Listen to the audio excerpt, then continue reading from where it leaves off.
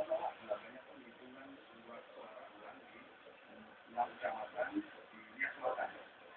Sampai itu lumayan